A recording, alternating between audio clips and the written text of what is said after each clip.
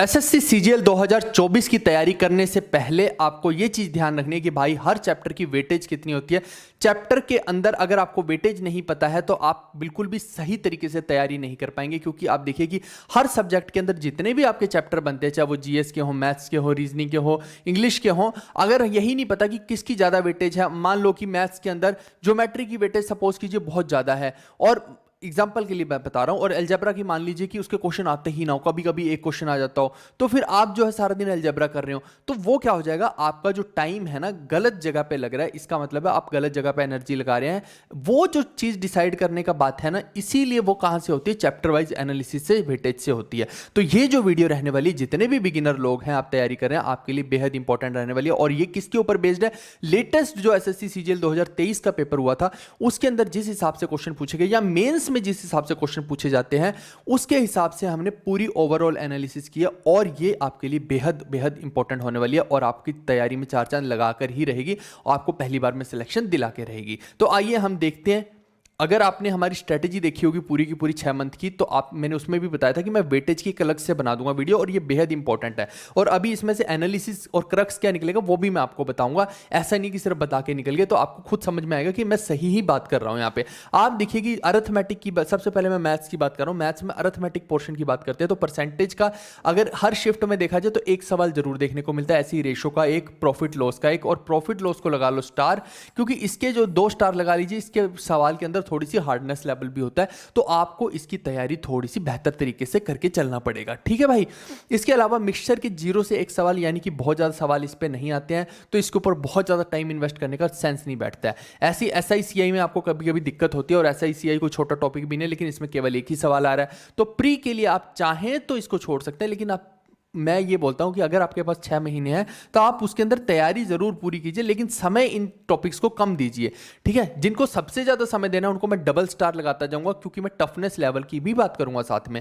ऐसी एवरेज का देखिए कि 0 से 1 सवाल आ रहा है तो बहुत ज्यादा इंपॉर्टेंट नहीं रहता है। फिर टाइम स्पीड डिस्टेंस को के 2 सवाल आ रहे हैं तो बहुत इंपॉर्टेंट हो जाता है, और इसमें से क्वेश्चन एक आसान आएगा तो एक टफ भी आ सकता है। ठीक है।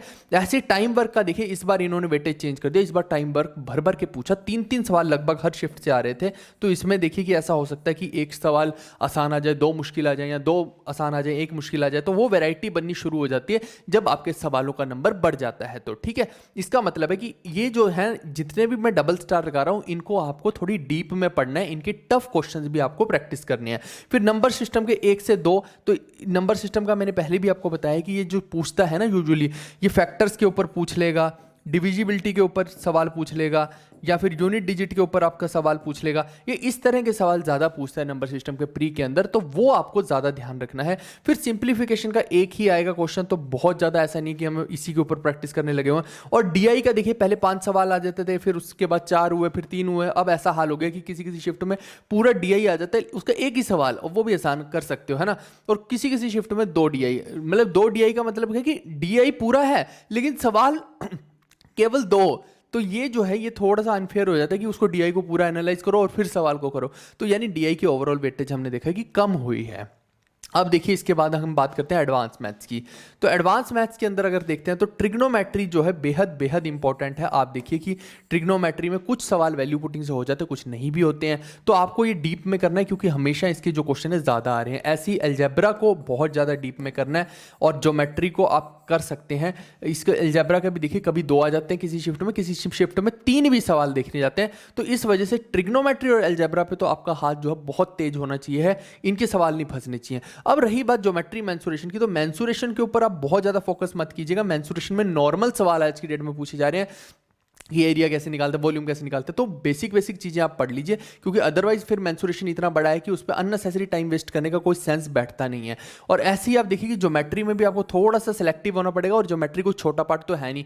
अगर आप ढंग से ज्योमेट्री पढ़ने लगे तो आपको हो सकता है 20 दिन ज्योमेट्री पढ़ने में ही लग जाए, लेकिन अभी आप अफोर्ड कर सकते हैं तो आप पढ़ के जाइए।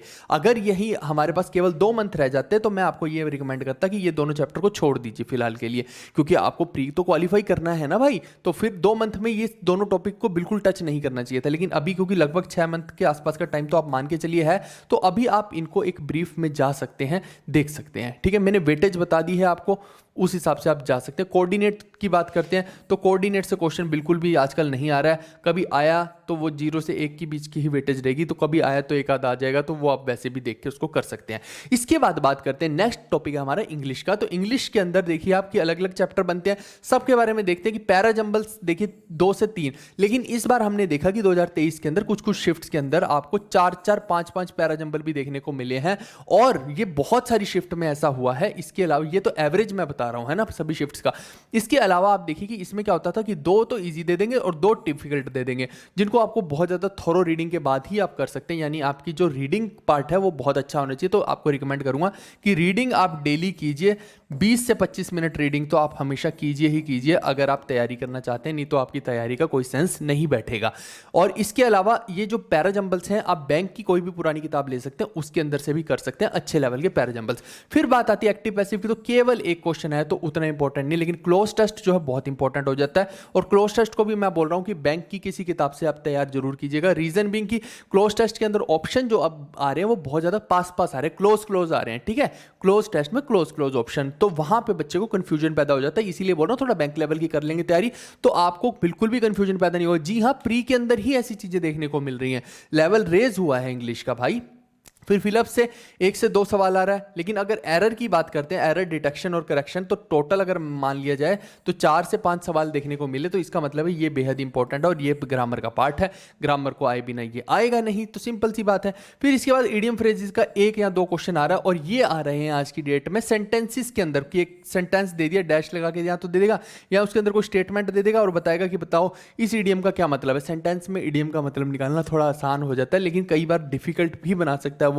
ऐसे ही आप एंटोसाइनो को बात करते हैं तो वो यहां भी ये सेंटेंसेस में देने शुरू कर दिए। जैसे अगर हमने देखा कि कईयों में 3-3 एंटोसाइनो आ रहे हैं, 3 एंटो आ रहे हैं, 3 साइनो, तो फिर क्या करेगा, एक तो दे देगा नॉर्मली कि भैया बताइए इस इलाइट का क्या मतलब है ना, लेकिन एक में क्या करेगा, वो सेंटेंस दे देगा, अब बताओ कि इसका क्या मतलब है। तो इस तरीके के भी सवाल वो पूछ रहा है, थोड़ा सा इस चीज के लिए भी मेंटली प्रिपेयर्ड रहेगा। हल्का सा लेवल के अंदर फ्लक्चुएशन हुई है और हल्का सा पैटर्न में भी चेंज हुआ है। फिर स्पेलिंग से बात करते हैं तो 1 से 2 सवाल ही देखने को मिल रहा है, और 1 वर्ड सब्स्टिट्यूशन से लगभग 2 सवाल हर शिफ्ट के अंदर देखने को मिले हैं। तो ये जो चीजें रहती हैं, आप देखिए कि एंटो साइनो, 1 वर्ड सब्स्टिट्यूशन, ये सीधा सीधा इंग्लिश के अंदर ये सब चीज़ें ना आपको मार्क्स देके जाती हैं। और बाकी जो डिफिकल्ट चीज़ें हैं, पैराजंबल हो गया, क्लोज टेस्ट हो गया, ये सब चीज़ें जो हैं मैं आपको पहले ही रिकमेंड करूँगा कि बैंक की किसी किताब से कीजिएगा, तो आप जल्दी और बेहतर तरीके से उनको सीख पाएंगे। इसके अलावा रीजनिंग की मैं बात करता हूँ, इसमें आप देख पा रहे होंगे कि मैं सिर्फ ऐसे ही नहीं कि बस वेटेज बता के चला गया, मैं आपको सोल्यूशन भी बता रहा हूँ कि उसको कैसे आपको टैकल करना है। अब देखिए कि रीजनिंग के अंदर बहुत सारे चैप्टर बनते हैं, लगभग 18-19 चैप्टर बनते हैं, मैं सभी के हिसाब से बताता हूँ। और रीजनिंग में देखो कि आप बहुत ज़्यादा हर चैप्टर को नहीं प्रैक्टिस कर सकते हो, इसमें आपको बहुत चूजी रहना पड़ेगा, आपको वाइजली चूज करना पड़ेगा कि भाई रीजनिंग में मेरे को ये चैप्टर के ऊपर ज़्यादा फोकस करना है। आप देखिए कोडिंग डिकोडिंग बेहद इंपॉर्टेंट चैप्टर है, इससे 2 सवाल आ रहे हैं, यानी इसकी प्रैक्टिस आपको ज्यादा करनी है। इसके अलावा सीरीज का 1 सवाल हो गया, फिर नंबर सीरीज का 1 सवाल हो गया। ये नंबर एनालॉजी बहुत इंपॉर्टेंट रहता है, इसके ऊपर सवाल बार बार आ रहे हैं, किसी शिफ्ट में 2 आ रहे हैं, कई शिफ्ट में 3 भी देखे गए सवाल, तो नंबर एनालॉजी को अच्छे से कीजिए। फिर साइन का जो इंटरचेंज रहता है उसके ऊपर सवाल बहुत आते हैं, इसको अच्छे से कीजिए। क्लासिफिकेशन को अच्छे से कीजिए, इसके ऊपर सवाल ज़्यादा आते हैं। फिर ब्लड रिलेशन का इस बार देखा गया कि बड़े डिफिकल्ट लेवल के क्वेश्चन, भैया कई बार कई बच्चों से तो ब्लड रिलेशन के क्वेश्चन हिले भी नहीं, ऐसे क्वेश्चन देखे गए हैं। 1 से 2 क्वेश्चन ये आ रहे हैं, आपकी शिफ्ट अगर ऐसी हुई तो 2 भी आ सकते हैं, 1 भी आ सकता है, that depends completely. Calendar dictionary से कोई खास सवाल नहीं देखने को मिले हैं, तो इनको आप बहुत ज़्यादा प्रैक्टिस में मत लेके आइएगा।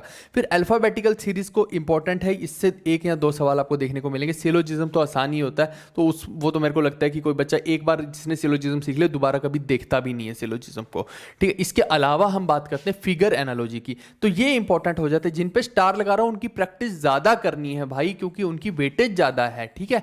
ऐसी ऑड वन आउट का 0 से 1 आएगा नहीं आएगा कुछ नहीं पता, 0 का मतलब है आ भी सकता है, और अगर आया तो एक ही क्वेश्चन आएगा, इस तरह का है। और मिरर इमेज का देखिए ये भी एक इंपॉर्टेंट हो जाता है, कई बार इसमें डिफिकल्टी लेवल बढ़ जाता है, तो आप थोड़ा सा डिफिकल्ट वाले जरूर कीजिएगा मिरर इमेज के। एक्चुअली में हुआ क्या कि इंबेडेड फिगर वाला इस बार डिफिकल्ट हो गया था, आपको पता ही नहीं लग रहा था 4 ऑप्शन देखे कि ये फिगर कौन से में है, इतनी ज्यादा भसड़ मचा रखी थी, इतनी लाइनें मार रखी थी कि वो डिटेक्ट ही नहीं हो पा रही थी फिगर। तो आपको देखने में ऐसा लगता है कि इंबेडेड फिगर तो भाई मैं ढूंढ ही लूंगा, आप मॉक टेस्ट भी देते होंगे तो आपको आसान लगता होगा, लेकिन मैं बोल रहा हूँ अभी जो लेटेस्ट प्रीवियस ईयर के क्वेश्चन है ना 2023 वाले, वाले एसएससी सीजीएल के, वो जरूर कीजिएगा, आपको थोड़ा समझ में आएगा कि मुश्किल हो रहा था ये करना।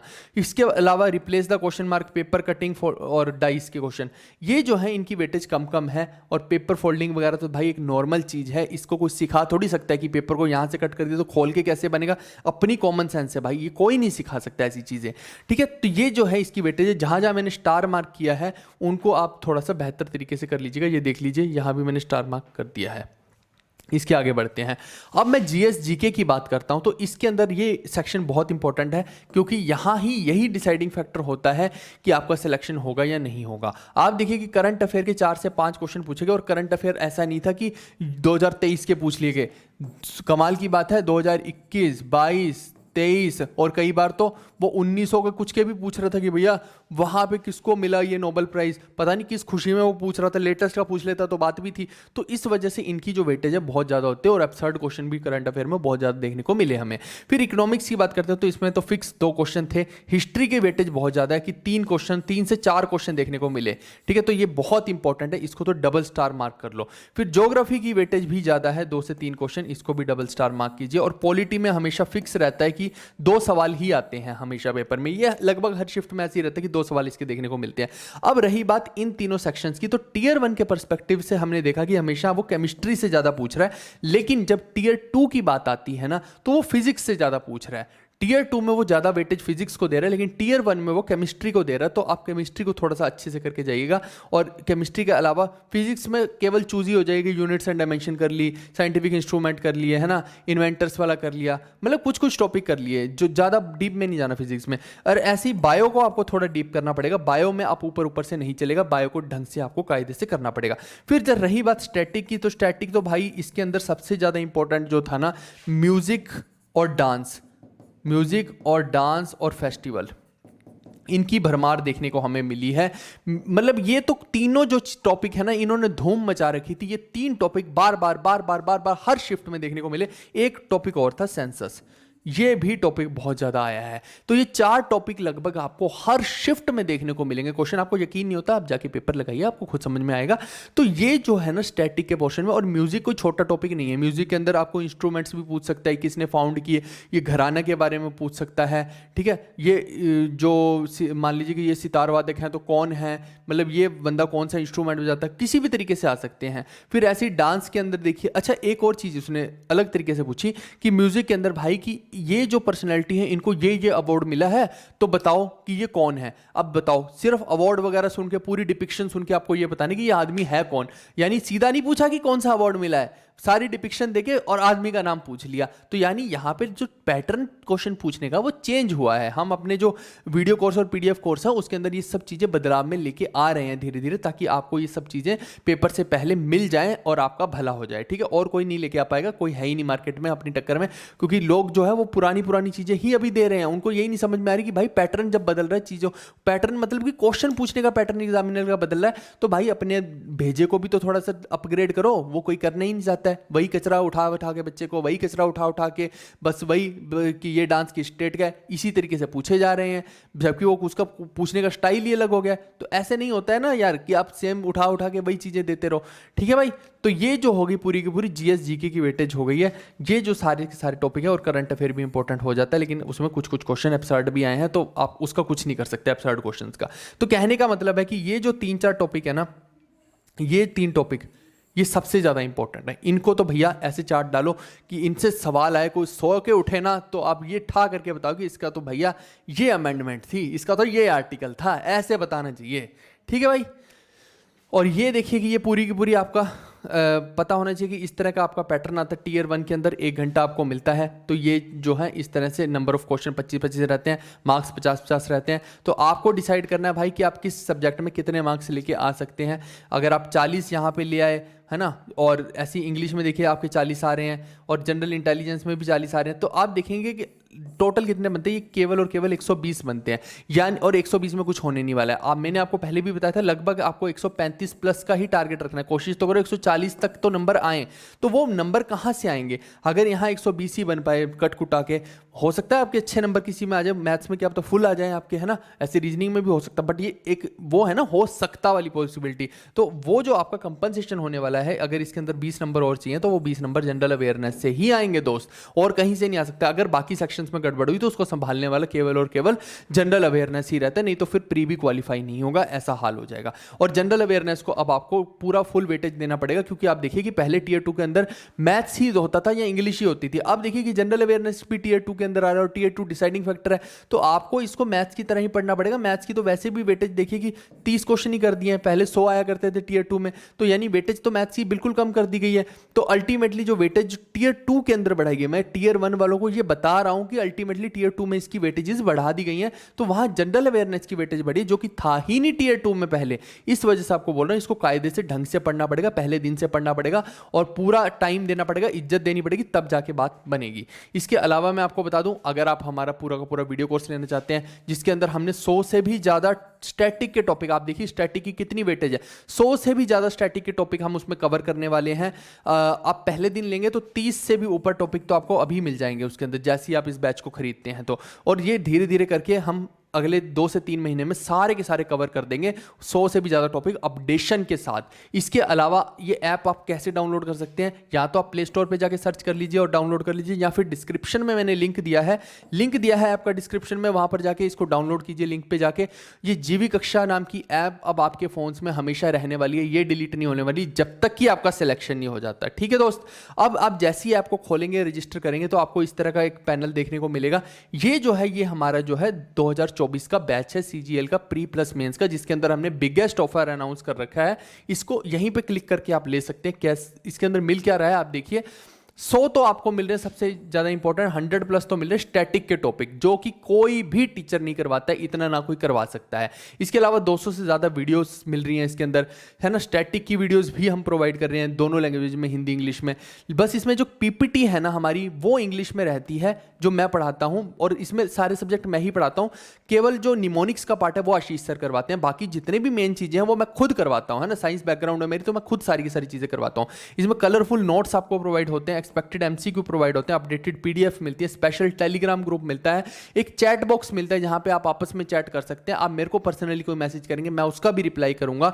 उसके अलावा स्टैटिक के साथ करंट अफेयर भी इसके अंदर पूरे के पूरे कवर होते हैं। और सबसे बड़ी चीज तो है कि टॉपिक वाइज मॉक टेस्ट आपको मिल रहे हैं जीएस के, जो आज तक किसी ने नहीं बनाए, वो हमने बनाए हैं। एक टॉपिक अगर आपने बोल दिया तो उसके सारे क्वेश्चन एक ही टेस्ट में है, जिससे आपकी वो बहुत ज्यादा एनालिसिस करने में हेल्प हो जाती है कि भाई ये टॉपिक मेरा वीक है, इसको मैं ढंग से पढ़ लूं। आपको एक एक चीज का बता देगा कि कौन सा टॉपिक आपका वीक है। ये मॉक टेस्ट बहुत साइंटिफिकली हमने डिजाइन किए हैं। कोर्स की फीस अभी जो है अगले 4-5 दिन के अंदर डबल होने वाली है इससे, है ना, लगभग 1400-1500 रुपए इसकी फीस हो जाएगी। अभी हमने ऑफ कर रखा है सिर्फ 699 के अंदर, जो है ना, इतनी कम फीस के अंदर ये जो बैच आपको 9 मंथ के लिए मिल रहा है। अगर आप सिर्फ प्री की तैयारी कर रहे हैं तो आप 699 वाला ले लीजिए, लेकिन मैं आपको रिकमेंड करूंगा कि आप प्री प्लस मेंस दोनों की तैयारी में जाइएगा। बैच सेम ही है, लेकिन होगा क्या, वैलिडिटी बढ़ जाएगी, और लंबे समय तक आपके पास रहेगा, तो लंबे समय तक अपडेशन मिलेगी आपको। केवल 100 रुपए का फर्क है। 799 में 18 मंथ्स की डबल वैलिडिटी हो रही है, जिससे आपकी हेल्प हो जाएगी। अगर बाद में लेंगे तो आपको फिर वापस से 700 रुपए नहीं पे करने, 1400-1500 रुपए पे करने पड़ेंगे। तो अभी आपकी हेल्प हो जाएगी इस तरीके से। ये हमारा जो ऐप का लिंक है डिस्क्रिप्शन में, वहां जाकर आप इसको ले सकते हैं। आई होप कि आज का सेशन आपको अच्छा लगा होगा, फायदा मिला होगा। मैंने पूरी कोशिश की है कि आज के सेशन में आपको कोई वैल्यूएबल बात बता के जाऊं, गाइडेंस देकर जाऊं 2024 वालों के लिए। जो मैंने चीज़ें बताई हैं, अगर आपने ये चीज़ें कर ली तो डेफिनेटली आप अच्छा करेंगे पेपर के अंदर। और मैंने आपको बता दिया कि आपको अपने समय को कहाँ पे देना है। यहाँ पे आप हमारे साथ रहेंगे तो आपको डेली टेलीग्राम पे टारगेटेड मटेरियल भी दिया जाएगा, आपको बताया भी जाएगा कि भाई ये चीज़ें आप पढ़िए ताकि आपका सिलेक्शन हो जाए। अगर फर्स्ट गो में सिलेक्शन लेना है तो आ जाइए हमारे साथ, बाकी नहीं तो फिर किसी के साथ भी जाइए और पढ़ते रहिए। Okay guys, bye bye, take care, see you, love you all.